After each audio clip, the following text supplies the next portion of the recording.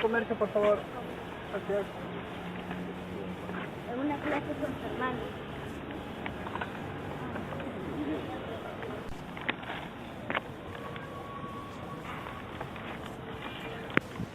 A ver.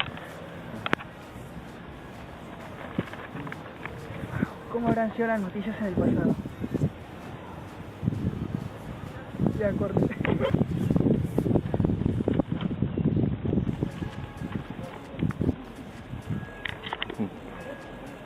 Wow. Qué importante es el periodismo para la historia.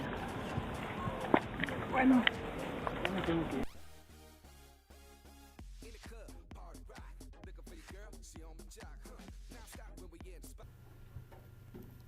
Los periódicos son un conjunto de publicaciones destinadas principalmente a difundir información o noticias. Se ha podido evidenciar que por la periodicidad de sus publicaciones, registrando los sucesos contemporáneos, la profesión de la difusión de información empezó a llamarse journaling, que en el castellano se traduce como periodismo.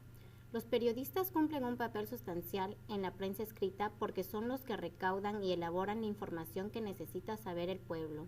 Además, muchos de los periodistas trabajan para defender no sus ideas y principios, sino más bien el de describir la realidad de manera transparente, exponiéndose en muchos casos a ser criticados o juzgados. La prensa empieza a tener una gran importancia en la sociedad y como fuente de información histórica a partir de 1880, fecha en la que los periódicos empiezan a manifestarse y darse un mayor auge en las publicaciones periodísticas.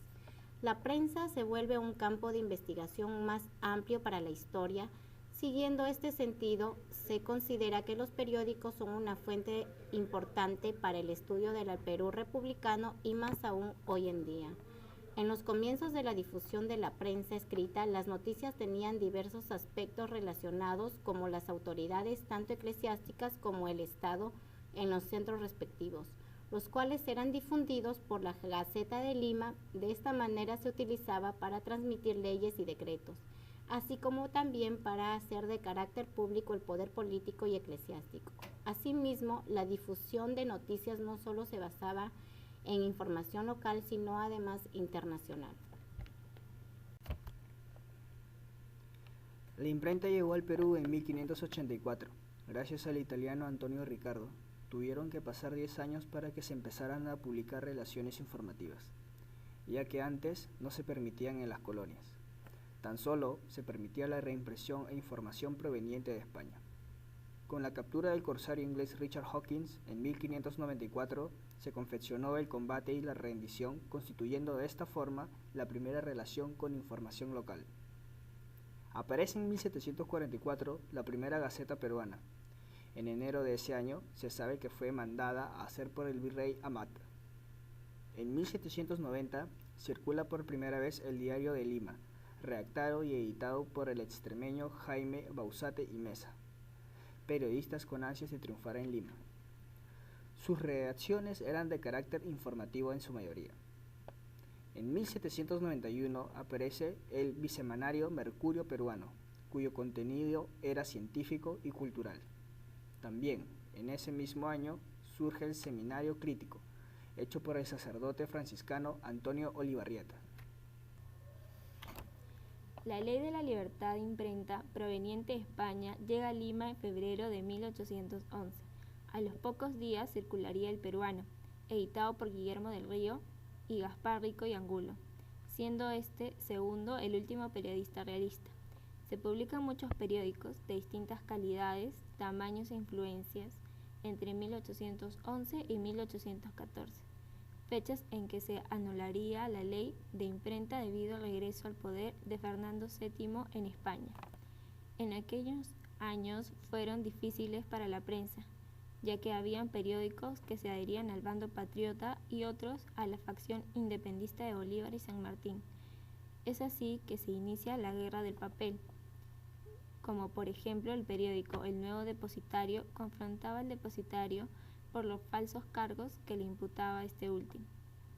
A un periódico, La Abeja Republicana, y al periodista Faustino Sánchez Carrión se les debe el honor de propulsar las campañas más grandes periodísticas en lo político para que el gobierno a implantarse en el país fuese republicano y no monárquico como lo deseaba San Martín.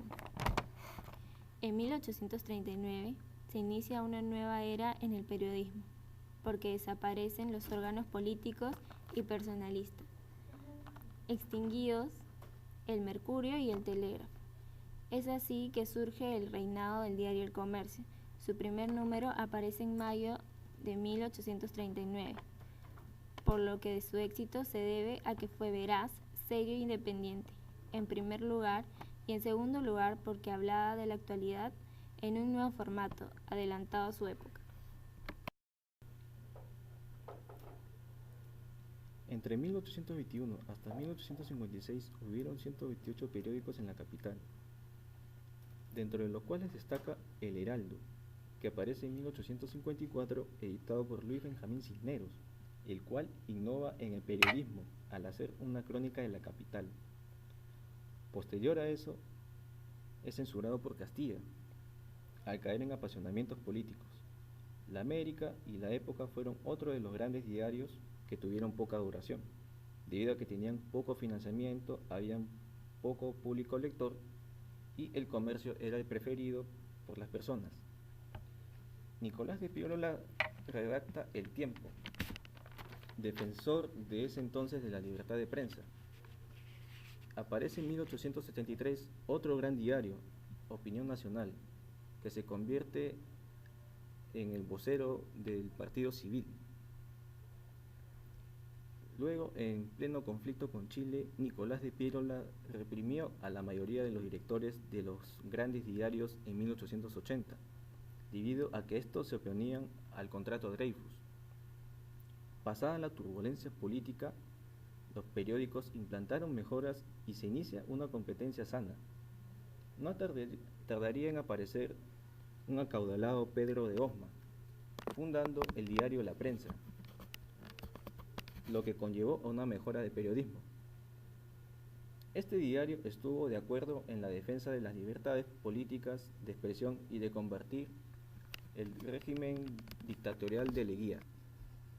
A diferencia con el pasado, hoy en día la prensa escrita aporta una gran cantidad de información, la cual no toda es relevante para el proceso de la historia. Es por esto que en la actualidad hay que saber diferenciar los tipos de información que pueden aportar los distintos grupos de prensa,